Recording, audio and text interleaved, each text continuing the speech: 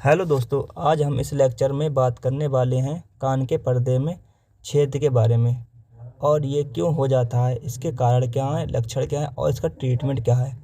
अपना कान 3 भागों में बटा होता है, जैसे एक्सटर्नल ईयर जिसे हम बाहरी कान कहते हैं, और मिडल ईयर जिसे हम मध्य कान कहते हैं, और इनर ईयर जिसे हम अंदरूनी कान कहते हैं। और हमारे कान के बाहरी और मध्य कान के बीच में टिश्यू की एक पतली लेयर होती है जिसे कान का पर्दा कहते हैं, जिसे हम इंग्लिश में एयर ड्रम कहते हैं।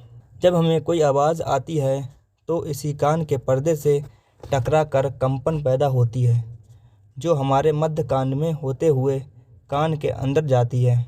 इस तरह सुनाई देता है।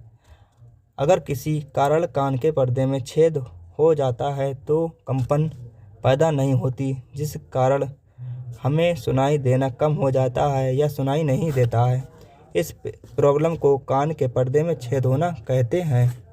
कभी कभी ऐसा होता है कि हमें सुनाई भी देना बंद हो जाता है। अगर हम कारणों की बात करें तो कान के पर्दे में छेद होने का सबसे आम कारण इन्फेक्शन है, जो कि खास तौर पर बच्चों में देखा गया है।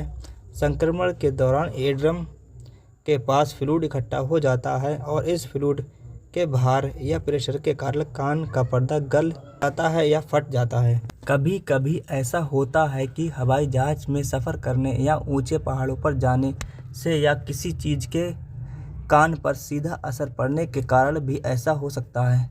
और कान में चोट या किसी चीज़ को कान के पर्दे पर मार लेने के कारण भी कान का पर्दा फट सकता है।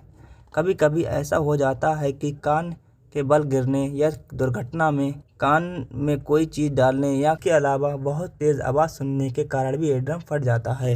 लक्षणों की बात करें तो कान में अचानक तेज़ दर्द होना या कान से पस निकलना या सुनने की क्षमता खो देना या कान बजना या कान घूमने जैसा एहसास आदि करना। ट्रीटमेंट प्रोटोकॉल की बात करें तो इंजेक्शन सेफ्राडाइन 500 mg बीडी देना चाहिए, और injection ranitidine 50 mg ampoule BD देना चाहिए, और injection diclofenac 75 mg injection BD दें।